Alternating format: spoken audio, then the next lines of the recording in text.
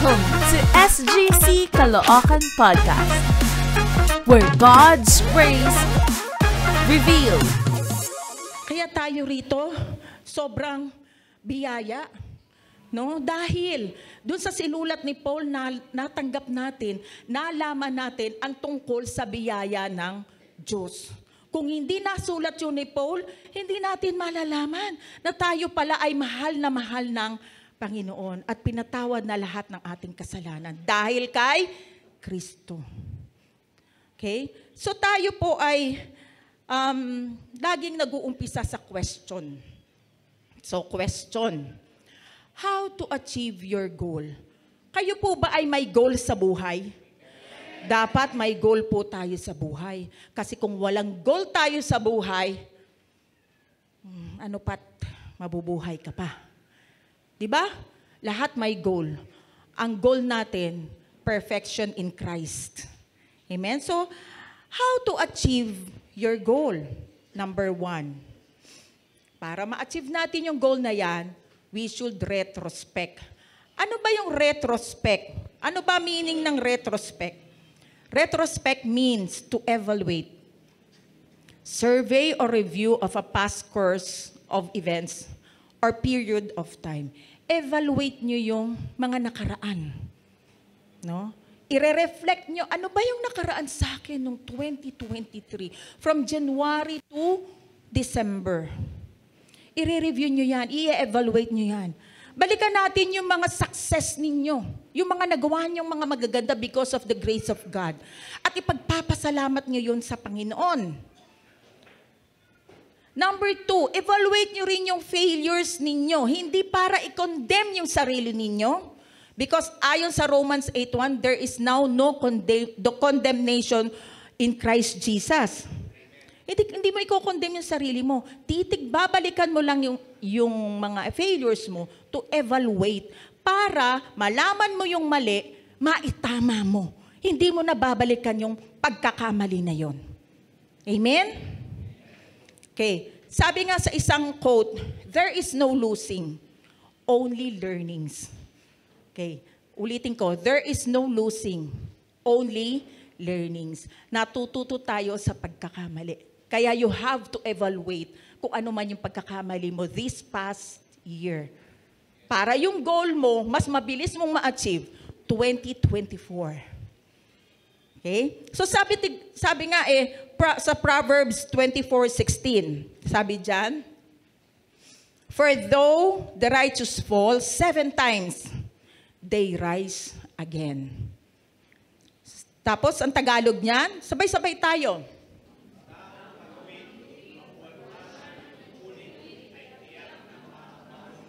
Okay? Mabuwal ka man, tiyak babangon ka uli. Sa sarili mong lakas, hindi. May katulong ka, may katuwang ka. Sino ang katuwang mo? Si Kristo. Are we righteous? Righteous ka ba? Yes. But not by your own deeds, but by the grace of God. Okay, 2 Corinthians 5:21. God made him who had no sin to be sin for us so that in him we might become what? The righteousness of God. Say, I am the righteousness of God in Christ Jesus. Say it. I am the righteousness of God in Christ Jesus. Matuwid ka na sa harapan ng Panginoon. Kung paanong nakikita ng Diyos si Jesus, ganun kanya nakikita. Dahil kay Jesus. Amen? Kaya sa Romans 8:31, if God is for us, who can be against us? Kung panig sa atin ng Diyos, walang laban para sa atin. Walang tatalo sa atin. Kahit ang anumang problema na yan, kaya natin dahil kay Jesus. Amen? Sa pag-retrospect o pag-evaluate na nangyari sa atin sa 2023, tanungin natin yung sarili natin. Masusuri natin, saan ba tayo nagkamali? Ano ba ang dapat baguhin para itong bagong taon na to, 2024, mas mabilis yung pag-achieve natin kung ano man yung gusto nating i-goal. Okay, alam nyo ba, si Job, yung book of Job, mismong si Jesus ang nagtanong sa kanya. Mismong ang Diyos ang nagtanong sa kanya. Okay, tignan natin. Job 38, verse 2 to 3. Sabi diyan, who is this that questions my wisdom with such ignorant words? Si God ang nagsasabi diyan. Sino ba itong nagtatanong ng aking wisdom? No, mga ignoranteng mga salitang mga tinatanong niyan.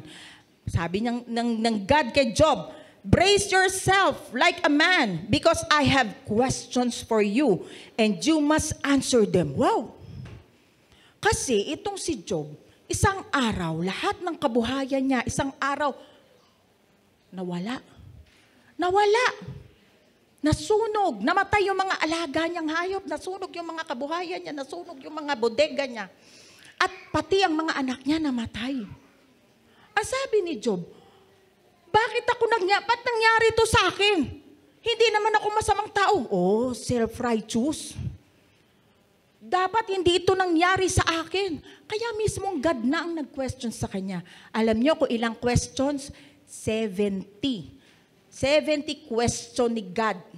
Mababasa po natin yan from chapter 38 to 41. Basahin nyo na lang po sa bahay kasi pag binasa natin ngayon yan, 3 oras po tayo matatapos. Okay? Assignment nyo yan. Diba? 70 questions si God. At nung kinwestiyon siya ni God, buti na lang, naintindihan. Pero ang tagal 70 bago naintindihan ni Job. Ang tungkol doon sa pagmamahal sa kanya ng Diyos, sabi dyan sa Job chapter 42 verse 1 to 2. Then Job replied to the Lord, I know, bumaba na yung loob ni Job. Nahiya siya sa Panginoon. Nahimasmasan siya. I know that you can do anything and no one can stop you. Grabe, 70 questions. In-evaluate siya ni Lord. No? So sa wakas, natauhan si Job. Tayo, paano ba natin i-evaluate yung mga sarili natin? Bigyan ko kayo na example. Paano natin i-evaluate? Okay, di ba? Number 1, di ba pinatawad na tayo ng Panginoon? Past, present, futures. Sabi dyan, future, Colossians 1:12. And we are the righteousness of God in Christ Jesus. Sabi dyan sa 2 Corinthians 5:21. Okay, paano mong i-retrospect or i-evaluate yung sarili mo? Gaano mo ito pinakita sa kapwa mo na ikaw ay pinatawad na? Umaarte ka bang forgiven man? O umaarte bang, nakikita ba sa'yo na ikaw ay pinatawad na ng Diyos sa gawin mo, sa gawa mo? Nagpapatawad ka ba as God forgave you? Pinatawad ka na. Nagpatawad ka rin ba sa mga nagkasala sa'yo? Ginagawa mo bang dahilan yung pagpapatawad na Diyos para ulit-ulitin yung mga kasalanan? Ay, okay lang kasi pinatatawad naman ako ng Lord. Ulit-ulitin. Evaluate yourself. Retrospect. Doon mo malalaman. Malalaman mo ano yung pagkukulang mo. At kung tama naman yung tinatahak mo, thank you Lord, salamat banal na Espiritu, ginagabayan mo ko. It's not by yourself. Hindi sa sarili mo dahil sa biyaya ng Panginoon. Okay, di ba tayo ay bago ng nilalang? Sabi sa 2 Corinthians 5:17, lahat na na-born again, bago ng nilalang. Hindi sa mukha, hindi sa katawan, kundi sa born again, spirit natin. Bago ka nang nilalang, paano mo i-retrospect ang sarili mo? Paano mo pinakikita ito na new creature ka na? Sa kapwa mo. Paano kang naging kapakipakinabang sa pamilya mo? Sa kaklase mo? Sa katrabaho mo? Kapag pinagsasabihan ka ba ng mga magulang mo, natutuwa ka dahil alam mong mahal ka? O naiinis ka pa, ulit-ulit naman yung sabi nila. Sa pag-aaral mo, nagamit mo ba yung dunong at galing na bigay sa iyo ng Diyos? Sa asawa ninyo, hi, my husband. Sa asawa ninyo, nagsusuportahan ba ang bawat isa o paligsahan? Pagalingan? Sa kapatid mo, pagpapala ka ba sa kanya o nang aaway pa kayo? Kapatiran. Open ba ang communication mo sa family mo? O nagsisikreto kayo sa bawat isa? Kayong mga magulang, napapakinggan nyo ba yung mga anak ninyo para hindi na sila magsabi sa labas? Yan yung mga evaluation sa sarili ninyo na pwede nyong gawin para maihanda sa 2024. Okay. Meron pa. Mga anak, na-honor nyo ba yung mga parents nyo? Nare-respeto nyo ba yung mga magulang ninyo? Sa kapwa mo, kamusta? Sa trabaho mo, kamusta? Sa mga amo mo, yung mga boss ninyo, kamusta? Nire-respeto nyo ba sila? Ino-honor nyo ba sila? Sa lahat ba ng ginagawa ninyo, nabibigyan nyo ba ng glory ang God? Tanungin nyo yung sarili nyo. Nagagawa ko ba ang mga bagay na ito? Nakakapagbigay glory ba to sa Panginoon? Number 3, tayo ay pinagpala na. Ephesians 1:3 and Ephesians 1:6, di ba? Sinabi, pinagpala na tayo. Sino naniniwala pinagpala na rito? Okay, yes. Naniwala naman pala sila. Paano mo hinahandle ang yaman o pera mo? Paano mo hinahandle? Good steward ka ba ng pinagkatiwalang yaman sa iyo ng Panginoon o bulagsak ka? One day millionaire. Na itulong mo ba ito sa gawain ng Panginoon? Na itulong mo ba ito sa kapwa mo na nangangailangan ng tulong? O wala lang, akin lang yan. Walang makikinabang na iba. Sa amin lang yan. Pinagdamot mo ba yun? Hindi lang po sa pera, yung pagpapala. Sa talento mo, sa abilidad mo, sa talino mo. Pinagramot mo ba ito sa gawain ng Panginoon? Sa iba? Sa ikabubuti ng iba? Pinagramot mo ba yan? O ibinigay mo? Kung ibinigay mo, mas ibibigay mo pa sa 2024. Amen? Ay, hindi po ako nagagalit ha. Bakit ang lungkot-lungkot niyo? Hindi ko po kayo pinagagalitan. Ha? Alam niyo po, ang principal ninyo, ganyan lang po talaga magsalita. Number 4, nilagay ka dito sa church. Pinagbuklod-buklod tayo ng Panginoon. Isa po tayong pamilya. Paano ka nagpagamit dito sa church? Nakapag-aakay ka ba ng iba, lalo na yung mga taong wala pa sa Panginoon? Naaakay mo ba sila? Nasasabi mo ba na mahal ka ng Diyos? At tanging si Jesus lang ang tagapagligtas. Nasasabi mo ba iyon? No, kinukomit mo ba yung sarili mo sa panambahang ito? Pinag-isa tayo ng Panginoon. O hindi, kayo na lang dyan. Wala akong oras dyan. Ganun ba? Alam nyo, hindi kayo ang naglagay dito sa sarili nyo, kundi ang Diyos ang naglagay sa inyo, sa church, na kinabibilangan ninyo. Kaya ano man yung pinaglagyan sa inyo ng Diyos, ano ba ang bibigay mong pakinabang? Amen? So yan lang po mga sample ng mga retrospect o evaluation sa sarili natin. Ngayon, pagkatapos ng retrospect, ano naman ang susunod natin? Okay, so nakita natin na, eto mahina ako sa ganitong bagay, eto mali ako sa ganitong bagay, eto dadagdagan ko pa. Ano ang gagawin natin na susunod? Reset. Sabihin nyo nga, reset. Ano ba ibig sabihin ng reset? Reset means to set again. Example, to reset an alarm clock. Halimbawa, kahapon, sinet nyo 10 o'clock in the morning. Kanina, sinet nyo 7 o'clock in the morning. Kasi 10 o'clock yung ating nire-reset ninyo. reset a broken bone. Kaya may mga chiropractor. Crack, crack. Kinakrak yung buto natin, no? Chiropractor. To set, adjust, or fix a new or different way to reset priorities, to reset prices. A spiritual reset allows us to sit before God so that He can transform us. Okay, the spiritual discipline of resetting is a way to slow down and take your focus off of your circumstances and situation and place them instead on Father God. Yung spiritual reset, aalisin mo ngayon yung mata mo sa mga mali mo. I-reset mo yung sarili mo. Lord, paano ba ako magiging kagamit-gamit sa iyo? Sa aking pamilya, sa aking trabaho. Tutulungan mo ako, Panginoon, dahil ang biyaya mo higit pa sa lahat ng higit. Amen?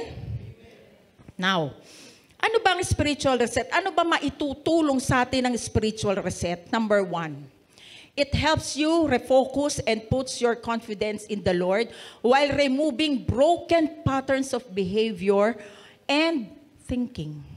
Number 2, resetting shapes your perspectives and helps you remember who God is while halting your tendency to work in your own strength. Dinadala tayo sa confidence ng Lord pagka nagkaroon tayo ng spiritual resetting. Habang inaalis sa atin yung mga pangit na behavior sa atin, habang inaalis yung mga pangit na thinking natin. Siniset nito ang tamang perspective para maalaala natin, ma-remember natin ang goodness ni God sa buhay natin. Okay? So reset, aalisin mo yung focus sa sitwasyon na meron ka. Alam ko may kanya-kanya tayong dalahin, may kanya-kanya tayong problema. Pero i-reset mo yung isip mo. Do not worry. Hindi makakadagdag ng buhay mo ang mag-alala ka. Ulitin ko. Pag nag-alala ka, mababawasan ka ng buhay. Hindi madadagdagan. Amen? Ang tahimik nyo. Sabi na, hindi ko kayo pinapagalitan eh. Okay. So, i-redirect ngayon. Pag nireset mo isip mo, i-redirect ka ngayon ng isip mo sa promises ni God sa'yo. Okay? Alam nyo, di ba? All the promises are yes and amen to God. Sabihin nyo nga, all the promises are yes and amen to God. Sabihin nyo nga uli yun. All the promises are yes and amen. Walang gigil, walang ganun eh. O, ulit. All the promises are yes and amen to God. Diba? Yun yung pinreach ko nung nakaraan. Okay. So, paano tayo magre-reset? Paano tayong babalik doon sa goodness? Yung isipin natin ng goodness of God. Romans chapter 12 verse 2. Sabi dyan, do not conform to the pattern of this world, but be transformed by the renewing of your mind. Then you will be able to test and approve what God's will is, His good, pleasing, and perfect will. O kayo magbasa ng Tagalog.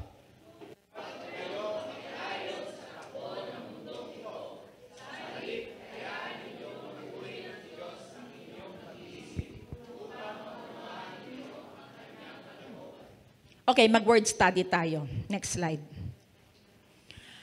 Okay, word study. Yung do not conform. Yung conform dyan, sa Greek ay, hindi ko mabasa dun eh, sukaimatizo. Sukaimatizo. Parang ano, sukaimatizo. Parang sosyal, ano? Ano ibig sabihin ng sukaimatizo? Identified with. Sabi dyan, do not identify with the world. Huwag kang makiayon sa mundong ito. Huwag kang makiuso. Huwag kang makigaya. Hindi porket maraming gumagawa, tama. Amen? Okay, so do not conform. Next is transform. Ang Greek niyan ay metamorpho. Ibig sabihin, change after being with and transfigure. Diyan po kinuha yung metamorphosis. Ano po yung naalala nyo sa science pag metamorphosis? Uod na naging butterfly. So magta-transform tayo. Dahil bago ka nang nilalang, hindi ka na uod. Dapat mag-transform ka, maging butterfly. Amen? Okay, next. Paano mong gagawin yung pagta-transform mo? By the renewing of mind. Yung renewing po galing po sa anakainosis, na ang ibig sabihin, a renewal or change of mind, heart, and life achieved in God's power. Pagbabago ng isip. Okay, paano naman magbabago ang isip natin? Next slide. Anakainosis, renewing the mind through God's Word. Kailangan mag-manifest po sa atin yung binigay ng Diyos sa born-again spirit natin. At ma-renew yung mind natin sa pagbabasa at pakikinig ng salita ng Diyos. Alam niyo po ba, nung na-born again tayo, sabi dyan sa 1 Corinthians 2:16, we have the mind of Christ. Ulitin ko, for who has known the mind of the Lord, that He may instruct him? But we have the mind of Christ. Pastora, grabe, may isip ba ako ni Kristo? Nagkakasala pa ako? Bakit ganun, Pastora? Tignan niyo yung illustration para maintindihan niyo po. Ayaw, okay.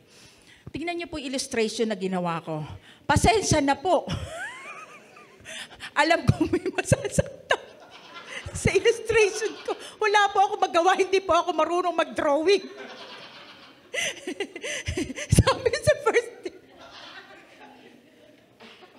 Sabi sa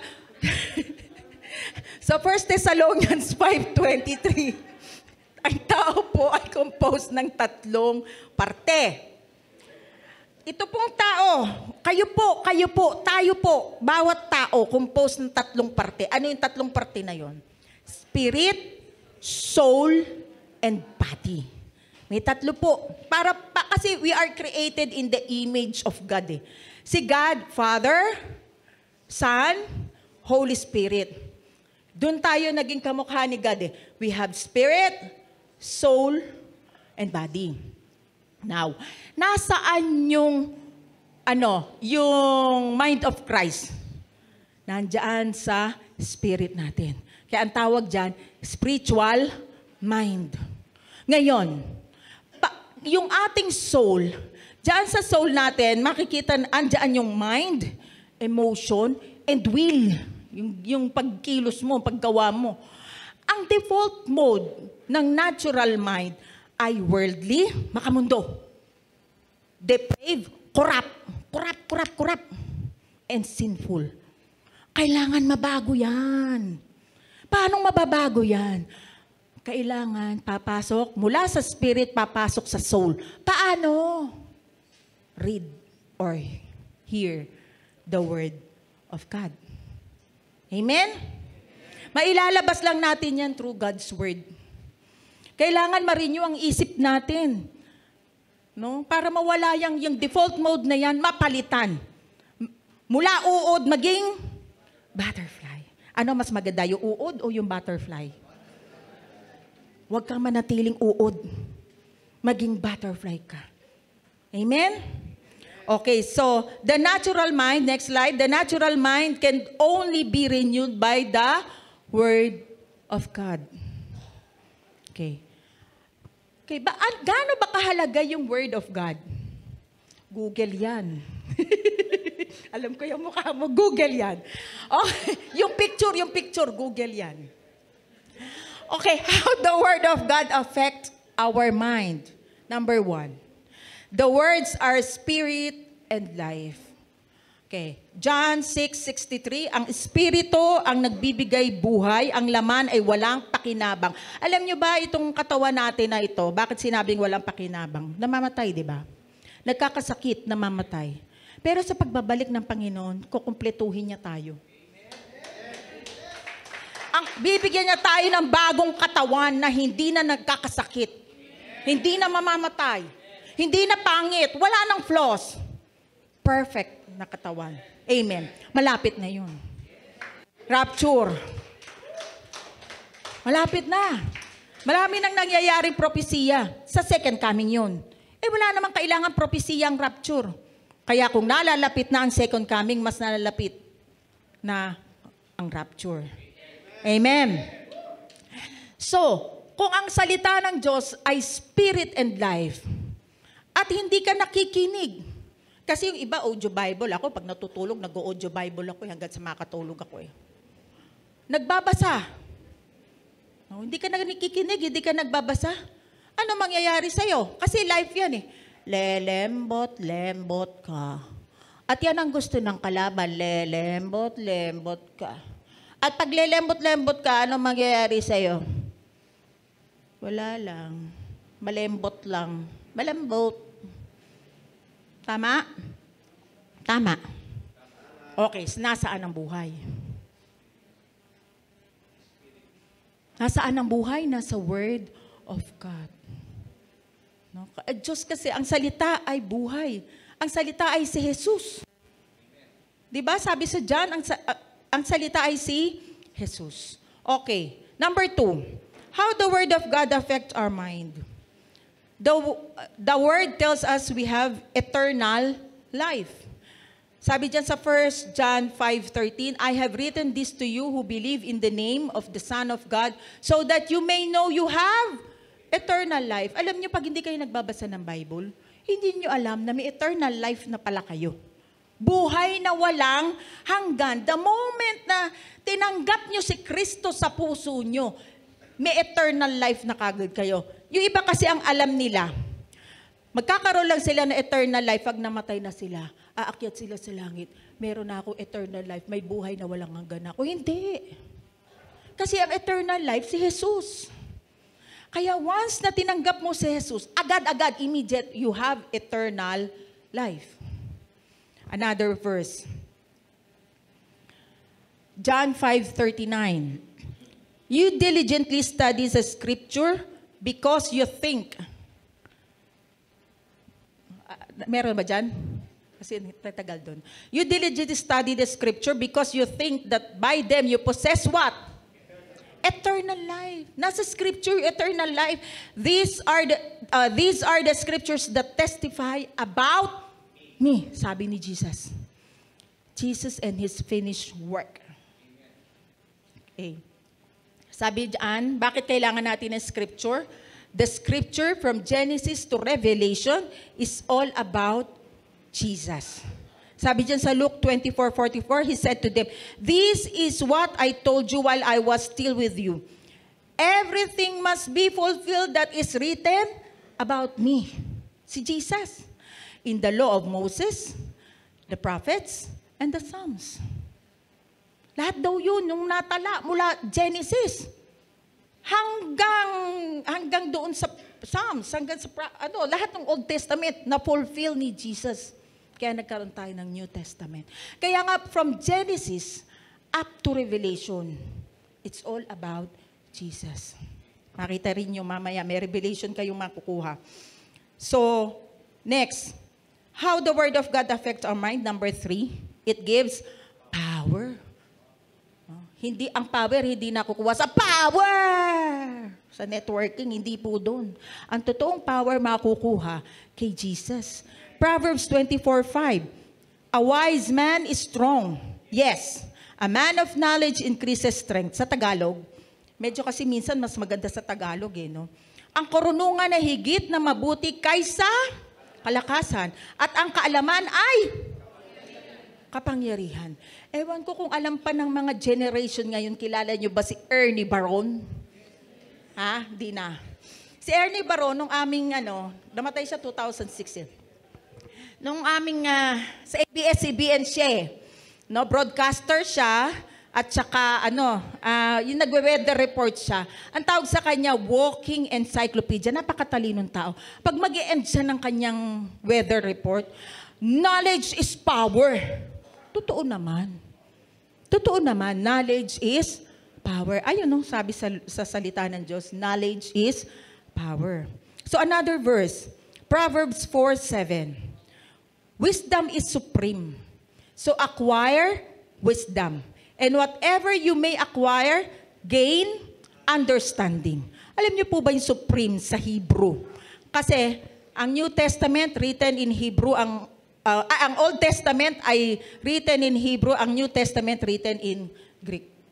Ang Hebrew ng supreme ay Reshit, which means beginning. Genesis 1:1. O eto, Revelation. Alam niyo po ba, balik tayo sa Genesis chapter 1 verse 1. Yung in the beginning, ang Hebrew po nun, Bereshit. From the word Reshit. So ibig sabihin, napakahalaga. Number 1. Nangunguna. Sino ba ang beginning? Ang Diyos. Kasama ba si Jesus ng Diyos nung ginilikha ang mundo? Yes. At sabi sa 1 Corinthians 1:30 at 1 Corinthians 1:24, ang wisdom ni God ay si Jesus Christ. So mahalaga ang wisdom. Makukuha natin ang wisdom saan? Saan? Salamat sa tatlong nakaalam. Saan po natin makukuha? Sa Word of God. O ano pa ang magagawa sa atin ng Word of God? Paano tayo maapektuhan? Number 4, it makes us prosper and successful. Joshua chapter 1 verse 8. Study this book of instruction continually. Hindi yung, okay, magbabasa ako ngayon. Pagkaraan ng isang linggo, nakalimutan ko, magbabasa uli ako.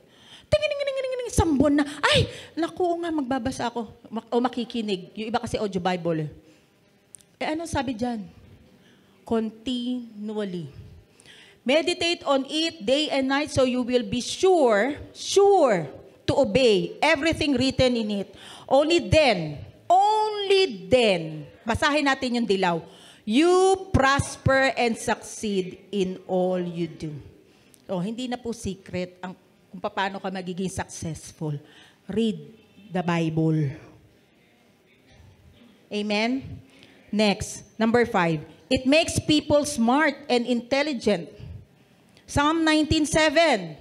The law of the Lord is perfect, converting the soul. The testimony of the Lord is sure, making wise the simple. Kaya niyo bang basahin yung Tagalog kahit maliit? 1, 2, 3, go. Ang batas ni Yahweh, walang labis, walang kulang. Ito'y nagbibigay sa tao ng panibagong kalakasan. Ang mga tuntunin ni Yahweh, mapagkakatiwalaan, nagbibigay ng talino sa payak na isipan. Wow, kahit simple isip mo, pag nagbabasa ka ng Bible, tatalino ka. Amen?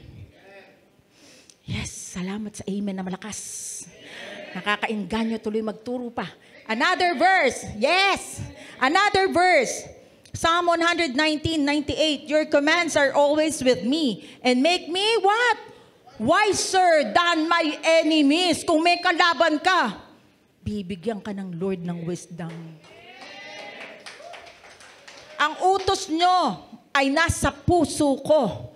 Kaya mas marunong ako kaysa aking mga kaaway. Okay. Paano pa makakaapekto ang Word of God sa buhay natin? It gives life and health. No? Alam nyo, kahit audio Bible yan. Alam ko, papagalingin ako niyan. Kahit nakikinig lang ako sa gabi, diretso lang hanggang magising ako, nagko-continue yung audio Bible ko. Iba pa yung nagre-read ako Okay, so Proverbs 4:20-22. My son, pay attention to what I say. Turn your ear to my words. Do not let them out of your sight. Keep them within your heart. Ano daw ang sabi dyan sa nakayelo? For they are life to those who find them and health to one's whole body. Buhay at kalusugan ang pagbabasa ng Bible. Amen? Okay. So let's summarize. Mahaba yun Kayo po ang magbabasa niyan. How the Word of God affects us? Number 1, the words are spirit and life. Number 2, the Word tells us we have eternal life. Number 3, it's power. Number 4, prosper and successful. Number 5, it makes people smart or intelligent. And number 6, gives life and health. Ayan, sinamarize ko para sa inyo. Para mailagay mabuti sa isip nyo. Okay. Next. Next slide. Kapag hindi mo binabasa ang Biblia, nawawala sa iyo ang pagkakataon na mabago ka ng salita ng Diyos, ang iyong kaisipan. Kasama nito ang pagpapalang dala sa pagbabasa ng salita ng Diyos. Sayang. Sayang. Mananatili kang uod. Gusto mo ba yun? Sayang. Matatransform ka ng Word of God. Hindi kita kinukondem. Kaya lang ang bagal. Gusto mo ba parang caterpillar na mabagal ka? O gusto mo lumilipad at sumisip-sip ng mga nectar sa iba't ibang bulaklak? Mas gusto natin yun, di ba? So, sinasuggest ng Bible. Basahin natin ito. Okay. So, meron naman audio. Kung nahihirapan ka sa mata mo, may audio Bible naman. Read. Halimbawa, talagang pilitin mo yung sarili mo. Lord, bigyan mo po ako ng biyaya sa pagbabasa ng Bible. Bigyan niyo po ako ng desire. Kasi hindi nga natin kaya minsan sa dami ng mga, nandiyan yung gadget, nandiyan yung work, nandiyan yung ang daming mga Pero gawin ninyo. Kasi kayo din ang makikinabang hindi naman ang God, hindi naman ang Bible. Kayo. Amen? Halimbawa, ganito. Sa Old Testament, simulan nyo sa Genesis, yung isang chapter, tapusin nyo. Pero wag lang kayong mag-Genesis. Punta kayo sa New Testament. Mag-Matthew kayo, chapter 1. Bukas balikan nyo, chapter 2 naman. Pareho, Old Testament and New Testament. Sa Matthew kayo nagsimula. Ganun ang gawin niya. Matatapos nyo ang Bible. Old and new, baka walang isang taon na tapos nyo. Minsan, ang ganda nito, pagka-excited ka, minsan naubos mo isang book. Lalo na yung yung mga story ng mga David, yung mga pumapatay kay Goliath, yung Daniel na inano doon sa, minsan natatapos mo yung story na yon, di ba? At eto pa, kung gusto nyo, yung journey nyo, yung talino nyo sa journey nyo dito sa mundo, lagi niyong basahin ang Proverbs. Ang Proverbs po ay 31 chapter. Ilan days yung kabuuan ng ating araw sa isang buwan? 30 or 31? Oh, isang buwan yun. Tamang-tama yung Proverbs. Ano ngayon? 31. Proverbs 31, basahin mo. Bukas, Proverbs 1, basahin mo yung chapter 1. Susunod na araw, 2, basahin mo yung Proverbs 2. Kasi daily life ang itinuturo ng Proverbs. O sa Tagalog ay kawikaan. So 3. Old Testament, Proverbs, New Testament. Amen? Ako ba makikinabang dyan?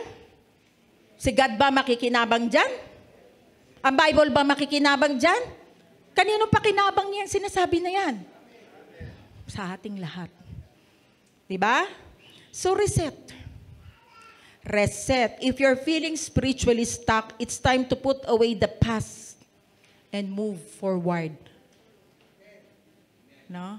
Kalimutan mo yung failure mo. I-reset mo yung sarili mo. Okay, magre-reset ako, Lord. Ang biyaya mo ang tutulong sa akin. Remember that God's mercies are new every morning, and He invites you in every present moment to renew your mind to the hope you have in Him. Sabi diyan sa Lamentations chapter 3 verse 22 to 23, the steadfast love of the Lord never ceases, His mercies never come to an end. They are new every morning, great is your faithfulness. Alam niyo may kanta yan Tita Lenny, alam mo to? The steadfast love of the Lord never ceases. His mercies never come to an end. They are new every morning, new every morning. Great is thy faithfulness, O Lord. Kumanta na ako. Great is thy faithfulness. Yes, amen. Glory to God. Ang biyaya ng Panginoon, ang kaawaan ng Panginoon sa atin ay bago lagi, sariwa bawat umaga. Hindi natatapos ang pagmamahal ng Diyos sa iyo. Laging sariwa. Maganda din yung Tagalog niyan eh. Pag-ibig mo ay hindi nagmamaliw. Ang awa mo ay walang kapantay. Ito'y laging sariwa bawat umaga. Katapatan mo'y dakila. Tapat at dakila. Kung napapagod ka na sa mundong ito, tandaan mo lagi, bago lagi ang biyaya ng Diyos sa iyo. Hindi natatapos ang pagpapala ng Panginoon sa iyo. Amen. Okay. So, alam nyo, may paalala sa atin si Paul. Philippians chapter 3, verse 12 to 13. Basahin natin. I don't mean to say that I have already achieved these things or shall that I have already reached perfection. No, hindi pa daw niya nare-reach yung perfection.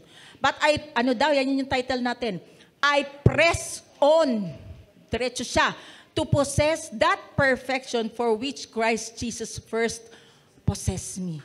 So, tinanggap muna niya si Jesus at ngayon, siya ay nagpe-press on. Para, yung goal niya, perfection for which Christ Jesus first possessed me. Sabi diyan, dear brothers and sisters, I have not achieved it, but I focus on this one thing. Saan lang daw siya nakafocus?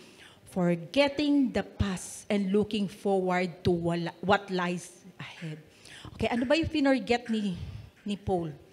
Alam niyo po ba si Paul ay napakatalinong tao. Mayaman. Ang dami niya, graduate siya sa lahat ng mga Pharisees. Pharisees of Pharisee. Napakatalinong tao, mayaman. Kinalimutan niya yon. Garbage na sa kanya yon, alang-alang kay Kristo. Pinersecute siya. Inaway siya. Tinret siya ng marami. Gusto siyang patayin. Hanggang nakulong siya. Pero kinalimutan niyang lahat yun. Alang-alang kay Kristo. Press on. Kaya kapatid, kung may problema ka, kagaya ni Paul, press on. Press on. Tuloy lang. Andyan lang yung problema. Wala lang yan. Kaya mo yan. You have the authority in Jesus. Di ba kanina kinanta natin, Jesus, for my family. Hindi ko alam yung lyrics eh. Pero ang ganda nun eh. Di ba? Jesus, kaya, nung sinabi ni Sis Camille na, ano mo nun, Jesus, di ako tumigil. Jesus, tumigil. Kasi, no other name but Jesus. Lahat luluhod sa kanyang pangalan. Kahit anong problema, luluhod sa pangalan ni Jesus. Sakit, luluhod sa pangalan ni Jesus.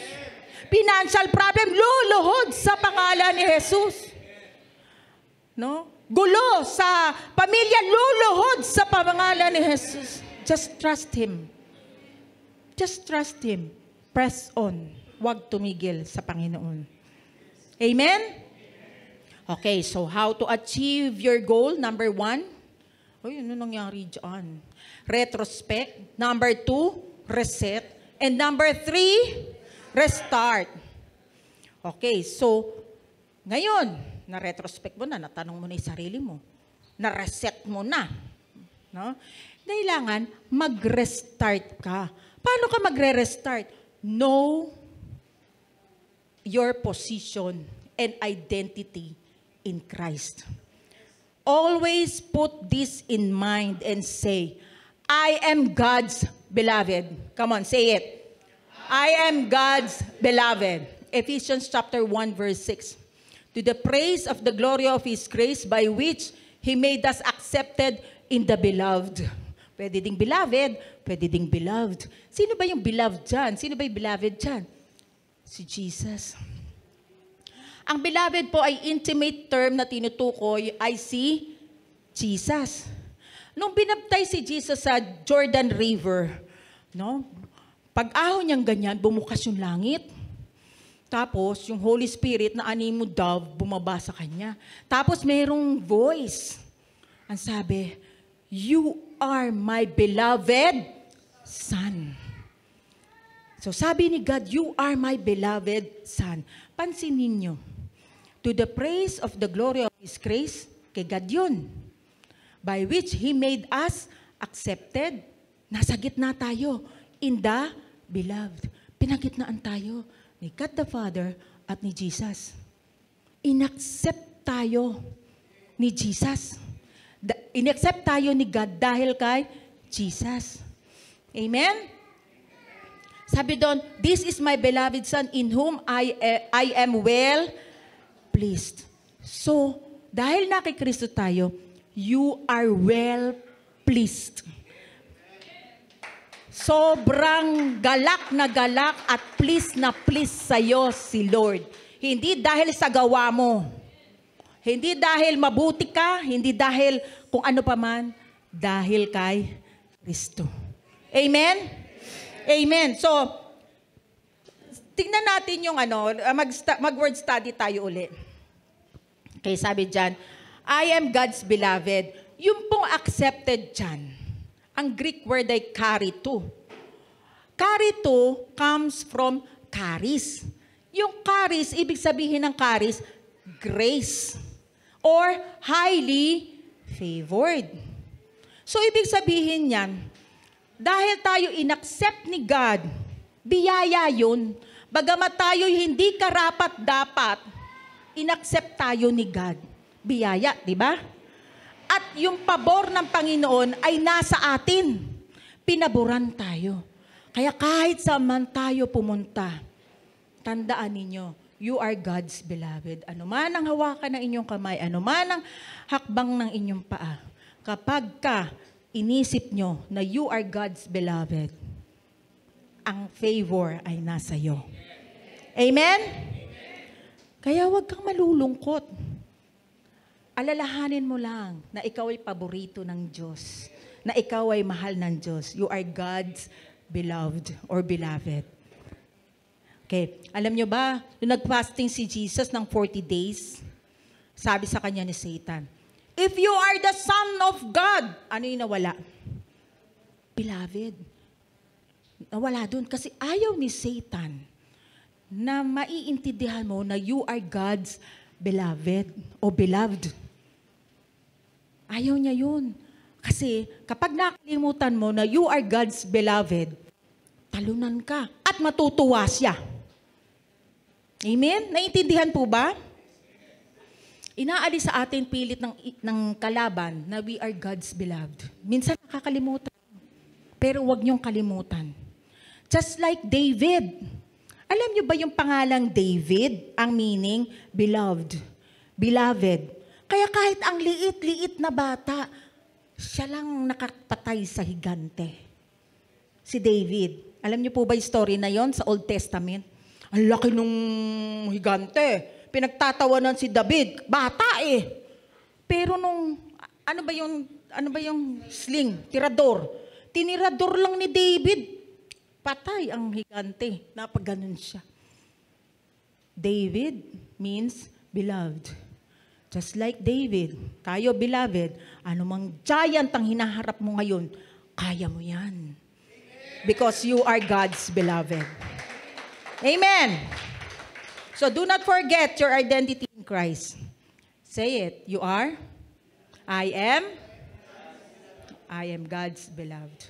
Okay. Restart by resting and relying on the finished work of Jesus Christ. Ephesians chapter 2 verse 4 to 7 tells us that by God's favor, we are seated together with Christ at the Father's right hand. To be seated in Christ is to rest or rely, to trust in Him, and to receive everything our beautiful Savior has accomplished on our behalf. Nakaupo ka na katabi ni Jesus. May position ka na. No? So rely on the finished work of Jesus Christ. Ito po ang ating laging isipin. Philippians chapter 4 verse 8. Finally, brothers, ito lang ang laging isipin natin. Whatever is true, whatever is honorable, whatever is just, whatever is pure, whatever is lovely, whatever is commendable, if there is any excellence, if there is anything worthy of praise, think about these things. Okay, kayo naman sa Tagalog. 1, 2, 3, read. Bilang pagtatapos, magtatapos na rin po ako. Bilang pagtatapos, mga kapatid,